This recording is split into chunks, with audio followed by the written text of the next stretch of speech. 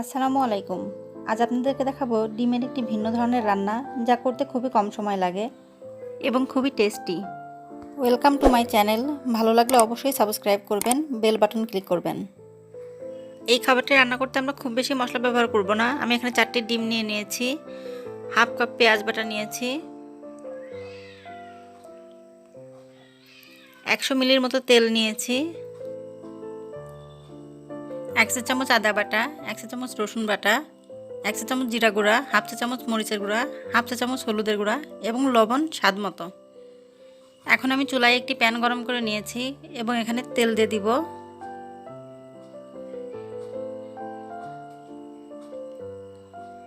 দিয়ে দিব পেঁয়াজ বাটা। পেঁয়াজ আমরা হালকা করে ভেজে নিব।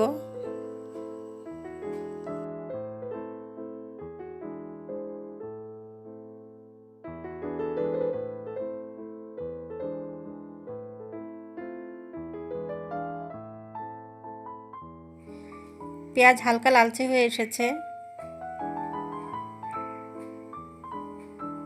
এখন আমি এখানে আদা বাটা এবং রসুন বাটা দিয়ে দিব। এগুলো ভালোভাবে মিশিয়ে নিব।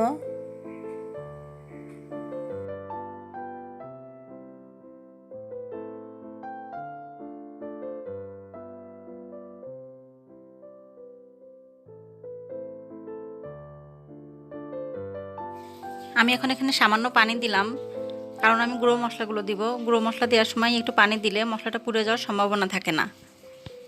তাই যখনই মশলা দেবেন সামান্য একটু পানি দিলে ভালো হবে। দিয়ে দিলাম হলুদের গুঁড়ো, মরিচের গুঁড়ো, জিরে গুঁড়ো এবং লবণ। লবণটা অবশ্যই আপনাদের স্বাদ মতো দিবেন। এগুলো এবার আমি নেড়ে চেড়ে খুব ভালোভাবে কষিয়ে নেব।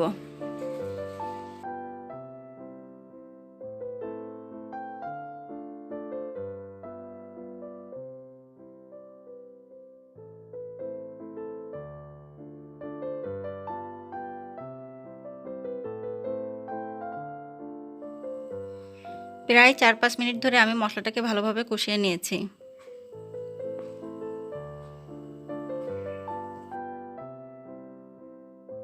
এখন আমি এখানে দিয়ে দেব 1.5 কাপ পরিমাণ পানি।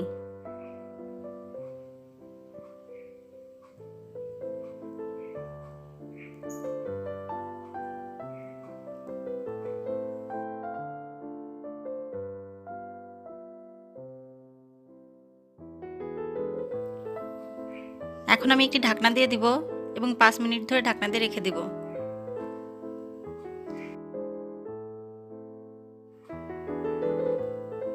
5 মিনিট পরে আমি ঢাকনাটি খুলব।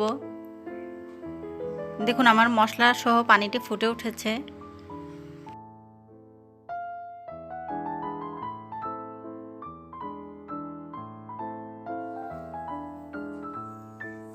এখন আমি চুলার জালটা একদম কমিয়ে দেব এবং ডিমগুলো ভেঙে এখানে দিয়ে দিব।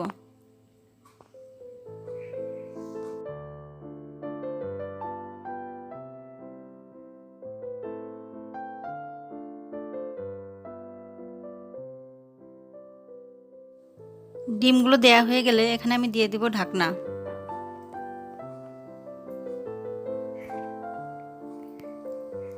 এবং চুলার জালটা বাড়িয়ে 5 মিনিট মতো রান্না করব।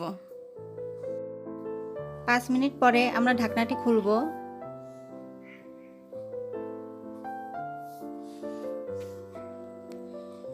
ডিমগুলোর নিচের সাইড হয়ে গেছে। এখন আমরা ডিমগুলোকে উল্টিয়ে দিব। সবগুলো ডিমকে আমরা উল্টিয়ে দিব।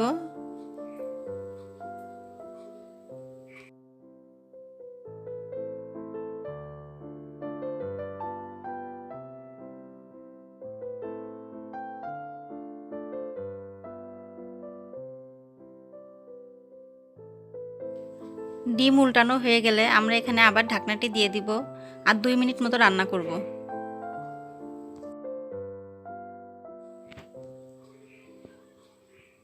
2 মিনিট পরে আমরা ঢাকনাটি খুলে দেখব।